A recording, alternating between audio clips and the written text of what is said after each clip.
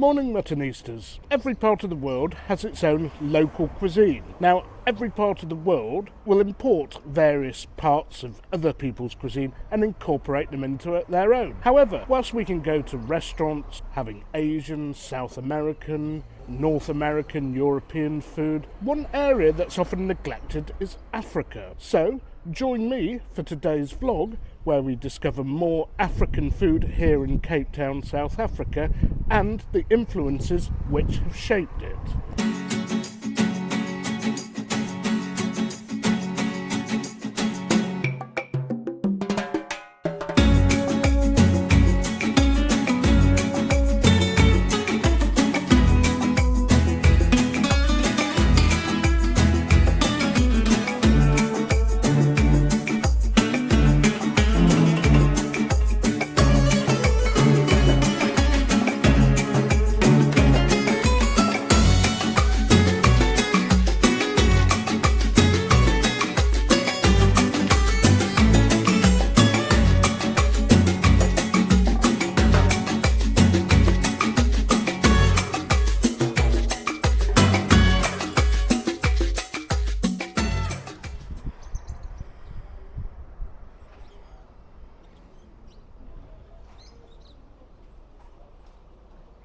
Now, if you're wondering what all those pretty coloured houses are all about, it's because we are in the Malay quarter of Cape Town. So this area has evolved over the centuries, and Cape Malay sort of came at the same sort of time as the Dutch settlers in the 17th century, and this quarter slowly became their own. And we're going to start off the vlog by trying a local Cape Malay breakfast speciality.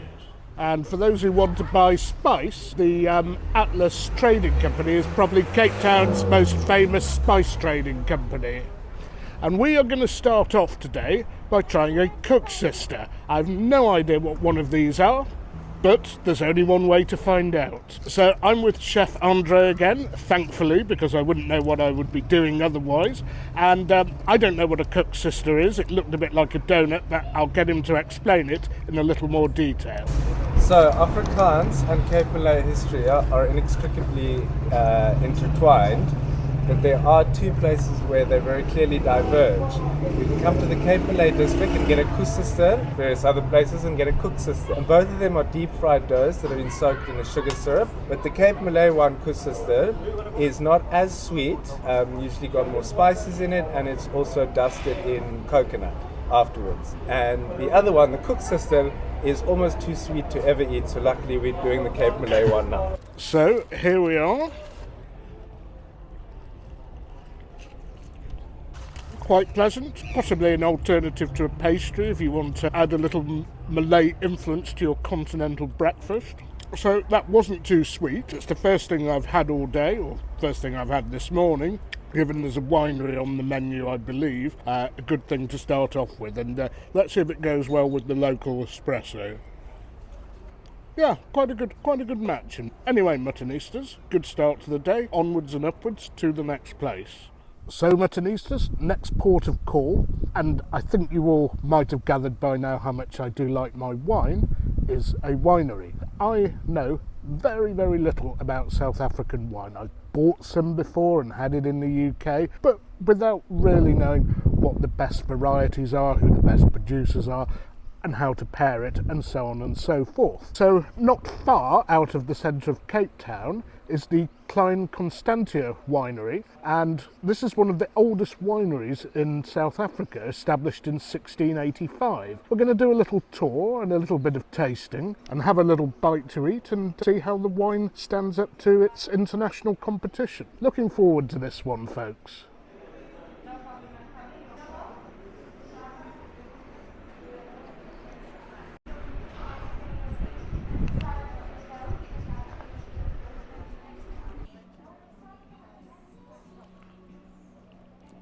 So, we are in the bistro. Rather than just going to the tasting room, we are going to taste their wines with the food it's supposed to go with. So, without further ado, Muttonistas, over to the menu And as you can see, you get a choice of starter, a main and a dessert, and we're going to try as much as we can with as much pairing as we can. And we are going to start off with a fish pâté, and I'm going to have a glass of the Méthode Cap Classique, a fizzy white wine, or sparkling white wine rather, which is very, very close to champagne in the way it's made. And in my opinion, the quality is nearly as good. So cheers, viewers, to a fantastic lunch. Bone dry and full of flavour, but surprisingly full of the old world flavours and not the tropical fruit you usually associate with new world sparkling wines. So what is snoek pâté, Andre? So snoek is a very traditional and common fish found in Cape Town, and one of the most traditional ways to prepare it is to smoke it, and then in the same as a similar way to a salmon mousse or a salmon pâté, it's blended with cream and spices, and there we go. Reasonably strong flavour, very nice as an amuse bouche, and complements this really rather well. And as we mentioned earlier, it does have that delicious smoky flavour. So, starters arrived. Andre has gone for some prawns, which I understand are not actually local to Cape Town. And I've gone for something that is locally produced, the ham terrine, served with a curried piccalilli, which is quite interesting. Viewers in the UK will often spread that on their pork pies or have it with their ham and ploughman's salad. But let's see how it tastes here. Oh, and to accompany it, a glass of their dry Riesling. So the terrine is actually wrapped in bacon, which is a little unusual. Pretty tasty. Misses that vinegriness that a classic French terrine would have, but let's see whether the piccalilli makes up for that. Yeah, that is a great accompaniment, and is needed, because whenever you have a terrine, a gherkin, some pickle, something to sharpen it up is always a good idea. And the wine is fantastic. I do like a dry Riesling. If you watch my Spanish vlogs, you'll see that Albarino is flying about left, right and centre whenever I have white meat or seafood. This is as good as some of the best Albarinos I've had. So, I'm really enjoying that. The wine cuts through the pickle beautifully and does have a little bit in the way of tropical fruit flavours. Not much, but makes it slightly different from a classic German Riesling or an Albarino. I'll finish my plate off and I'll be back with you for the mains after another quick slurp. So the mains have arrived. Andre is having a Cape Malay style sea bass in a sort of a spicy coconut sauce. And I am having something you might think, oh, that's a bit boring when you're having a fillet steak. Well, yes, I am. But the point is to see how well it eats with the red wine. And the red wine I've gone for is their signature blend, Cabernet Sauvignon, Merlot and Petit Verdot, which should mean it is not far off the grapes used to make Bordeaux. Not quite the same, but let's see whether it's up to that sort of standard or not. So, as you all know, I usually like my steak rare or blue. They said it normally comes medium rare, and we agreed on as rare as possible. So it is, in fact, medium rare, but that should be okay. Good piece of meat, lovely rich peppercorn sauce, not overpowering the meat and not too thick and gloopy either. And some perfectly cooked veg. I know it's going to be good because it was of a crispy texture when my fork went in, and it's actually still dark green, which usually means it's not been overcooked. Now, and the important bit, perfect temperature, delicious rich blend, full of tannins, full of flavour, and a perfect match for the food. But then again, at a winery, that's what you'd expect. Wine that this area and this winery is particularly famous for is actually its dessert wine, the Vin de Constance. So popular that it's rumoured, or maybe it's a fact, that Napoleon Bonaparte, when he was in St. Helena, constantly requested to have this wine shipped to him. So, again, to concentrate on the flavours of the wine, I paired it with the cheese selection. Okay, you know I like cheese, don't you? So we have a camembert, we have a local cheese which is not too dissimilar to a cheddar, but a little softer. This was described as a goat's cheese, even though it looks like Kefili, for those who know what Kefili is, and this was described as Bavarian blue. I didn't know Bavaria was famous for blue cheese, but that's what he said it is. And we have in the middle a kind of peach chutney, and when you're taking cheese, always start with the mildest and move on to the strongest. And chutneys aren't strictly necessary. If the cheese is causing some dryness in your mouth, or it's a little bit hard to eat in terms of it not being moist enough, then the chutney is a good addition. So the camembert is exactly what you'd expect. But the sweet wine, well, I can see why Napoleon liked that. Only very slightly, well, it says medium sweet. It does have the taste of melon, apricots, and not so much the tropical fruit you might expect from down here. I do like stronger cheeses, so the cheddar I've just tried is a little bit, no, it's okay. If you like milder cheeses, that would suit you well. The goat's cheese does have a stronger flavour, there's more to it. That I would recommend with the chutney. And not surprisingly, the stronger cheeses, in my opinion, pair better with the sweeter wines. Now, the acid test is the blue cheese with the wine, because I've paired many a time Roquefort with some of the very fancy French sweet wines, even Chateau de Cam. So this, if it's not a good match, there's something wrong with the cheese or with the wine.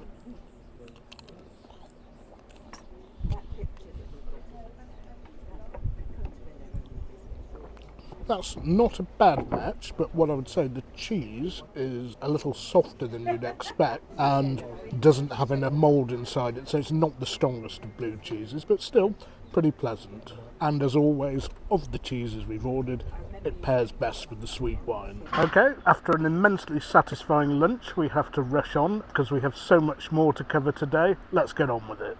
So folks, we have moved down the Cape Peninsula a little bit to Kalk Bay. And if you go all the way down the peninsula, you end up at the Cape of Good Hope, not to be confused with Cape Agulhas. The Cape of Good Hope is the most southwestern point of Africa, whereas the Cape Agulhas is the most southern point, and it's where the Indian and Atlantic Oceans meet. Anyway, this area does have some good seafood. Some of it is actually a bit Anglo. Fish and chips is very popular here, but they do use different fish, and they have some interesting shellfish options. So let's try them out. So we had a choice here between a little fried and grilled fish shack or the fancy restaurant. So we have gone for the shack, as it's more traditional. It's where people tend to eat here and take them down to the harbour or the beach. And if you look at the mountains in the background, I mean, some of this, I mean, it could be like spaghetti western country. And I'm rather hoping, given the number of fishing boats here, that this fish is really fresh and tasty. So folks, the food is made fresh to order, so we're going to have to wait a while for it, and we are drinking with this, or I am drinking with this, Namibian lager, Windhoek lager. Never had this one before, but with fried fish, beer is often a good accompaniment, and we also have some dips, which I wasn't expecting, far from your usual, shall we say, condiments for fish and chips. We have hot chili, aioli, okay, that's a fairly common one, and mango achar, like a South Indian pickle. So it'll be interesting to see how these go with the various fishy items that we've ordered. Wow, what a monster platter this is. We have hake, we have piri piri prawn, we have yellowtail, and we have snook. Plenty of, is that lime or green lemon? It's green lemon. Green lemon. Yeah. Tartar sauce, which is superfluous, and of course with fried fish, hake, a bit of Glasgow salad to garnish it. Oh, the salad is fresh and tasty. I would dare to say that is very much English chip shop standard. Okay, prawns first. Wasteth ye not the heads, mutton chapter 11 verse 13. Very juicy. I understand the prawns are not actually local Cape Down thing, but wherever they've got them from, they are very, very tasty and spicy. So piri piri is actually a Mozambican style pepper sauce that's used often to cook chicken, prawns, fish, whatever. It's been popularised by Nando's, as you well know, to make grilled chicken, but this is, whilst not being quite the real deal, closer to it.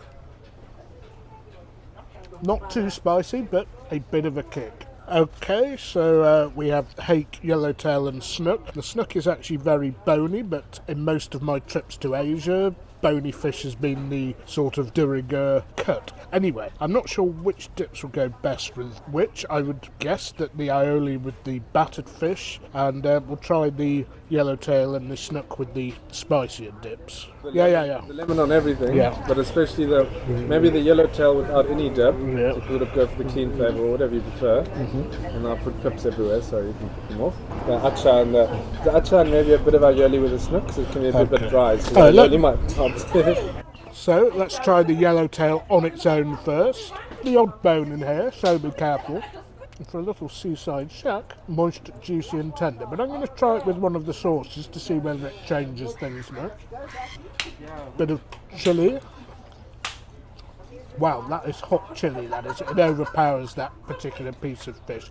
I'll try it with snook instead. But I'll try a bit of the mango achar with the yellowtail. Yellowtail and achar, a much better combination in my opinion. So the snook is actually a little bit drier, but bonier. Bones add flavour, don't forget. And the snook with the chilli is actually a better mix in my opinion. A better match even. So Muttonistas, we have to dash on to the next place. That was a really tasty little fish grill. I admit we just had a little taste of everything and left most of it, and it's been given to the poor. So we've not wasted it, so don't worry about that. Onwards and upwards, we have an encounter with nature next.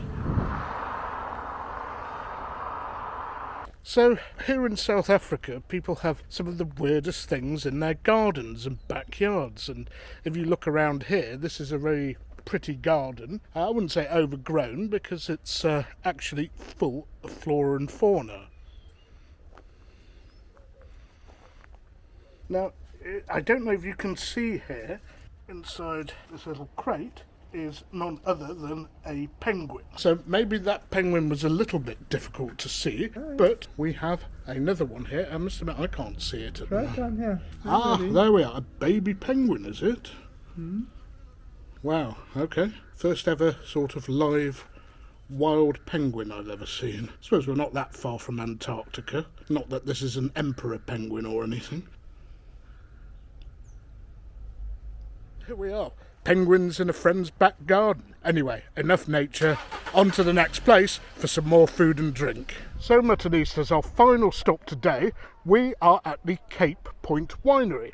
Another winery, Mutton, you say? Well, we're not just here for the wine. There is another food market here. And as you know, Mutton loves his markets, and I couldn't miss this one. And in the Cape Town area, you do have to be pretty savvy about your markets and when to go. Unlike the previous market, which was Wednesday evenings and weekend lunchtimes, this is Thursday early evening only.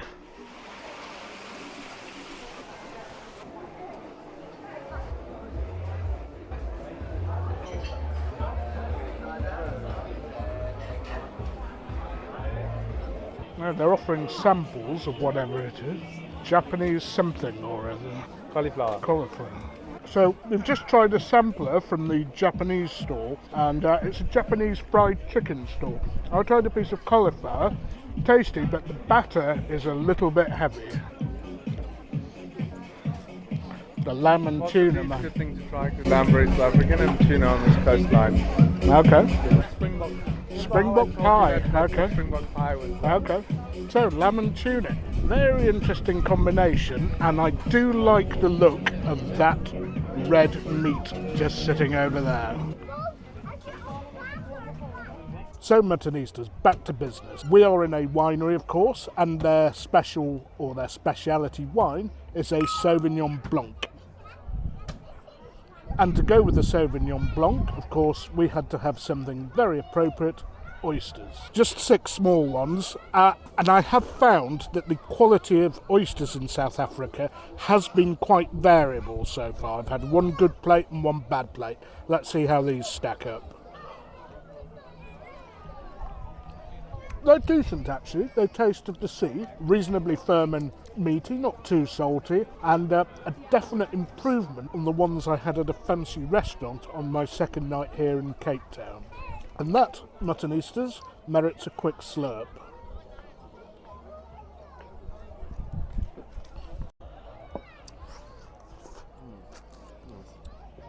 And they have been nicely loosened so they go straight from the shell into your mouth. Okay, having had another one, they're getting an upgrade. They are well above average. These are good oysters. Next we have some tuna. As you may well know, my preference for tuna is seared and not cooked too much. I'd be surprised if they do that here, pleasantly so, but let's see how it tastes. It does appear to have come in a spicy sauce, and I've spotted some wasabi on the side, which means that the stall obviously has added a little Japanese touch to the dish. Well, muttonistas, pleasantly surprised I am. Just look at that. Are we in for a treat here? Well, if the tuna's up to standard. Oh yeah. That is so good. Not a scrap of that is going to be left, and I think it's so good that I'd better take another quick slurp. Great match again. And Andre went and fetched it. Didn't even have to ask for it to be done like that. It's how it comes. And I have to say, I've been to a fair few food markets in my time where you eat at the market, a fair few open-air food markets, but having a food market at a winery, what a fantastic combination. That is a first for me. Now, a little bit with the wasabi. It is so good. I wasn't sure that was actually strictly necessary, but let's give it a go. Yeah, not bad with some of the potato, particularly with the potato. Muttonistas do not cook your red fish through, whether it be tuna or salmon, and you will be rewarded. So now we're going to finish off with some meat. We've got a bottle of red wine. Now this winery actually doesn't produce red wine. It's a Sauvignon Blanc and sparkling wine producing vineyard. Pity we didn't try the sparkling, but you know, we can't have everything. Anyway, given we're having meat, we did get a bottle of red wine. Now, again, it was a little bit warm. It seems to be that in South Africa they're not always as careful as they should be about the temperature of their reds. So, time for a bit of meat. Okay, so rarely eat pies, but I was told that in South Africa pies are an institution, probably as much as the meat pies in Australia or those you find in New Zealand. However, these are supposed to be gourmet pies, so I will go in with open eyes and give it a try, because usually in the UK I would have to have had a few before or at half time in a match to be eating a pie. So we have lamb, and the eating of lamb is almost a sacred ritual in this part of the world. It is supposed to be very good, very tasty, and it looks as if it has not been overdone. We asked for medium rare, let's see how it is. And we have what I think is a springbok pie with mash, which is a bit unusual to say the least. Okay, let's cut in. Yep, let's start with the pie.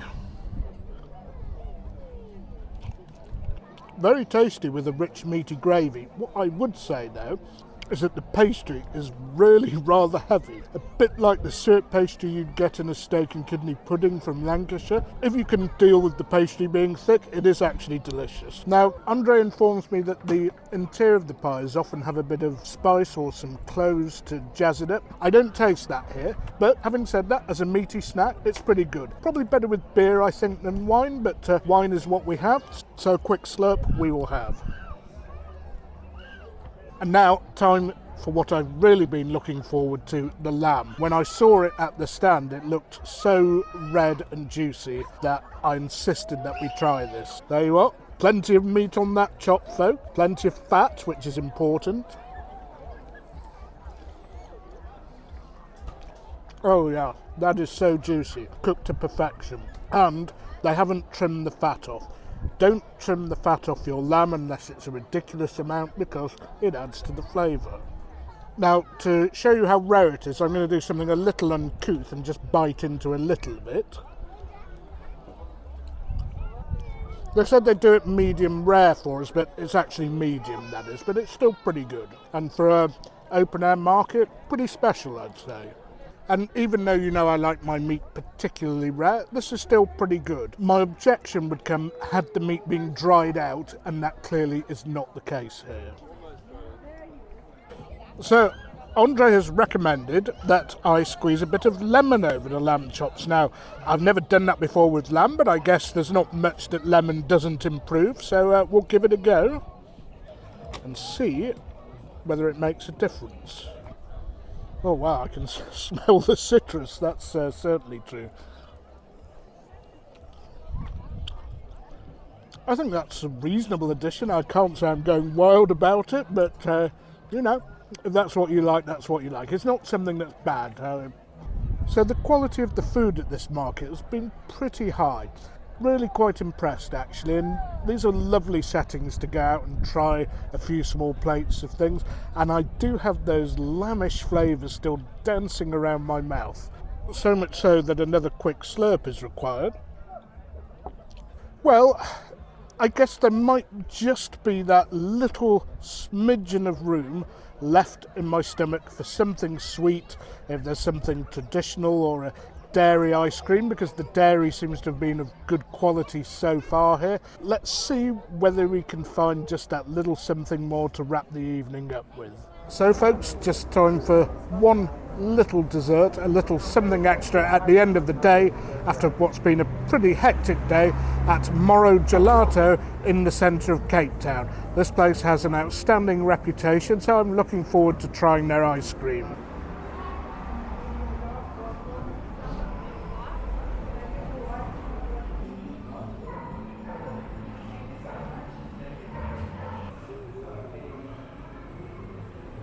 So I've gone for a small cup with two different flavours.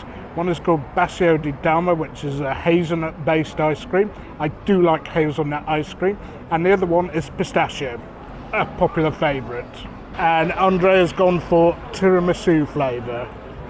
Okay, there's only so much variation in ice cream you can have. You can get some pretty bad stuff, but this is good, as most gelato houses should be. The pistachio, you can taste the nuts and not the sugar, which is good.